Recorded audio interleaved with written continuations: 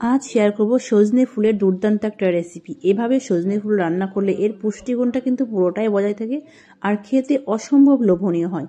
তো চলো প্রথম থেকে লাস্ট পর্যন্ত পুরো ভিডিওটি দেখতে থাকো। এখানে এক আটি মতো সজনে ফুল নিয়েছি। আর এই সজনে ফুলটা কিন্তু অনেকেই বাছাটা কি করে বাছতে হয়, ছাড়াতে হয় সেটা জানে না। তো যে ছোট ছোট যে স্টিকের মতো থাকে সেগুলো যেন না থাকে, সেগুলো থাকলে তেতো ভাবটা বেশি হয়।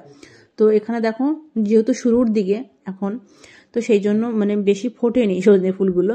তো আমি 20 সমত পুরোটাই নিয়ে নিলাম, 20টাই বেশি আছে আর যেটা ফুটেছে সেটা পরিমাণ একটু কম, তো পুরোটাই কিন্তু নিয়ে নেবে। এবার এটা ভালো করে সজনে ফুলটাকে বেছে নিলাম। আর এবার এর মধ্যে আমি অ্যাড করছি আলুটাকে একদম ছোট ছোট করে কেটে নিয়েছি। তবে এই আলুর পরিমাণটা তোমরা কম বেশি করে নিতেই পারো।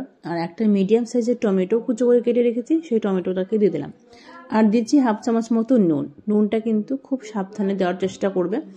আর এখানে দিলাম সামান্য পরিমাণে হচ্ছে হলুদ গুঁড়ো। আর এই দেখো, আমি যেটা এখন দিচ্ছি সেটা হচ্ছে 2 চামচ সর্ষে, 1 চামচ পোস্ত, 2টো কাঁচা লঙ্কা দিয়ে মিক্স করে বেটে রেখেছিলাম, সেটা দিলাম 2 টেবিল চামচ মতো। আর সামান্য সর্ষের তেল দিলাম, 1 চামচ মতো দিয়ে দিলাম এখন। দিয়ে এবার সব কিছু বেশ ভালোভাবে মেখে নিতে হবে। এই মাখাটা কিন্তু মেন, এমনভাবে মাখতে হবে যেন পুরো হাফ রান্না মনে হচ্ছে এখানেই হয়ে যাবে, এরকমটা করতে হবে। হাতের যতটা জোর আছে পুরোপুরি জোর দিয়ে এটাকে বেশ ভালোভাবে মেখে এভাবে কিন্তু সাইডে রেখে দেবো।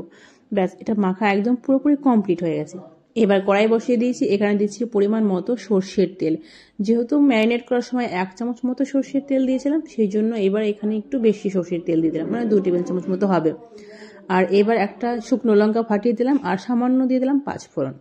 ফোড়নটাকে ততক্ষণই নাড়াচাড়া করবো যতক্ষণ না কালারটা চেঞ্জ হয়ে যাচ্ছে। একটু কালারটা চেঞ্জ হয়ে গেলে সেই ম্যারিনেট করা সজনে ফুলটাকে আমি অ্যাড করে দিচ্ছি।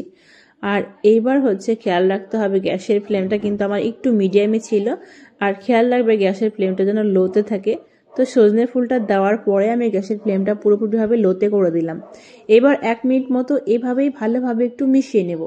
মিশিয়ে নেওয়ার পরে বাদ বাকি রান্নাটা কিন্তু হবে একটু অন্যরকম ভাবে।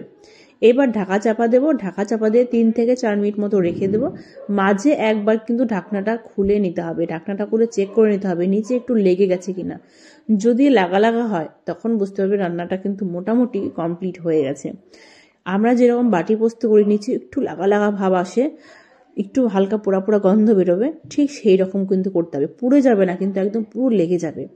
এইভাবেই বেশ ভালোভাবে মিশিয়ে দেব। মিশিয়ে দেওয়ার পরে এবার হচ্ছে হাফ কাপ মতো গরম জল দিলাম। তবে হ্যাঁ, ঢাকনাটা খুলে যদি হালকা রস থাকে কিন্তু আবার ঢাকা চাপা দিয়ে যতক্ষণ না রসটা শুকোচ্ছে ততক্ষণ পর্যন্ত কিন্তু রেখে দিতে হবে।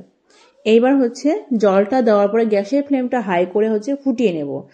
একদম পুরোপুরিভাবে কিন্তু রসটা শুকিয়ে নিতে হবে, একদম গামাখাই হবে। ব্যাস দেখো, রসটা একদম পুরোপুরি টেনে গেছে। এইবার মিশিয়ে নিলে রেডি দুর্দান্ত সজনে ফুলের চচ্চড়ি। আশা করি এটা গরম ভাতের সাথে সবারই অপূর্ব খেতে লাগবে। তো ভিডিওটি ভালো লাগলে অবশ্যই লাইক কমেন্ট বেশি বেশি করে প্রিয়জনদের মাঝে শেয়ার করে দিও। আবারও একটা কথা বলছি, যদি নতুন বন্ধু হয়ে থাকো তাহলে চ্যানেলটিকে অবশ্যই সাবস্ক্রাইব করে দিয়ে পাশে